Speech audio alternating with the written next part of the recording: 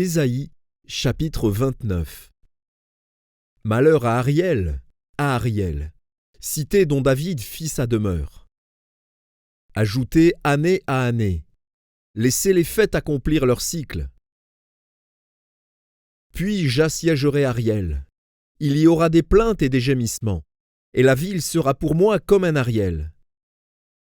Je t'investirai de toutes parts, je te cernerai par des postes armés, j'élèverai contre toi des retranchements.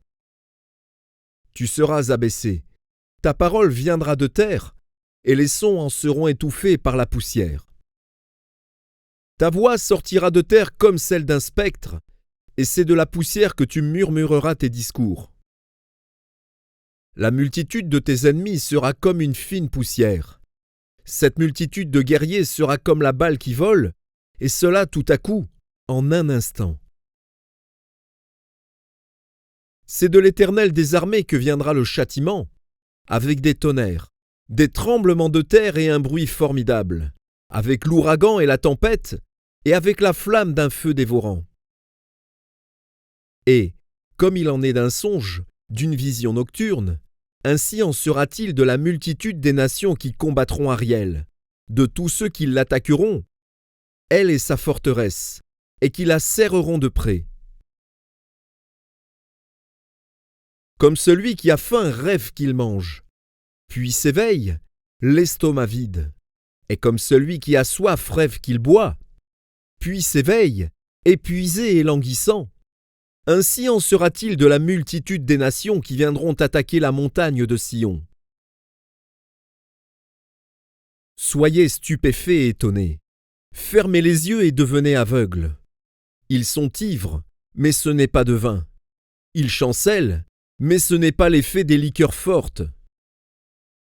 Car l'Éternel a répandu sur vous un esprit d'assoupissement.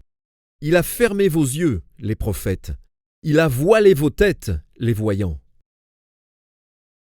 Toute la révélation est pour vous comme les mots d'un livre cacheté, que l'on donne à un homme qui sait lire, en disant « Lis donc cela ». Et qui répond « Je ne le puis, car il est cacheté ». Ou comme un livre que l'on donne à un homme qui ne sait pas lire, en disant « Lis donc cela », et qui répond « Je ne sais pas lire ». Le Seigneur dit « Quand ce peuple s'approche de moi, il m'honore de la bouche et des lèvres. Mais son cœur est éloigné de moi, et la crainte qu'il a de moi n'est qu'un précepte de tradition humaine. C'est pourquoi je frapperai encore ce peuple par des prodiges et des miracles, et la sagesse de ses sages périra, et l'intelligence de ces hommes intelligents disparaîtra.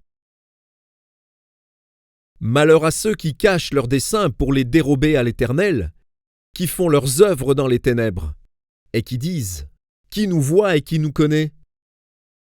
Quelle perversité est la vôtre! Le potier doit-il être considéré comme de l'argile, pour que l'ouvrage dise de l'ouvrier « Il ne m'a point fait » pour que le vase dise du potier « Il n'a point d'intelligence » Encore un peu de temps, et le Liban se changera en verger, et le verger sera considéré comme une forêt. En ce jour-là, les sourds entendront les paroles du livre, et, délivrés de l'obscurité et des ténèbres, les yeux des aveugles verront. Les malheureux se réjouiront de plus en plus en l'Éternel, et les pauvres feront du sein d'Israël le sujet de leur allégresse.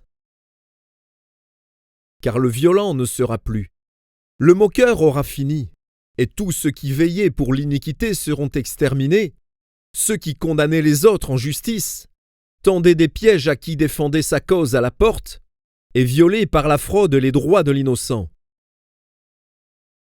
C'est pourquoi ainsi parle l'Éternel à la maison de Jacob, lui qui a racheté Abraham. Maintenant Jacob ne rougira plus, maintenant son visage ne pâlira plus. Car, lorsque ses enfants verront au milieu d'eux l'œuvre de mes mains, ils sanctifieront mon nom. Ils sanctifieront le Saint de Jacob, et ils craindront le Dieu d'Israël. Ceux dont l'esprit s'égarait acquerront de l'intelligence, et ceux qui murmuraient recevront instruction.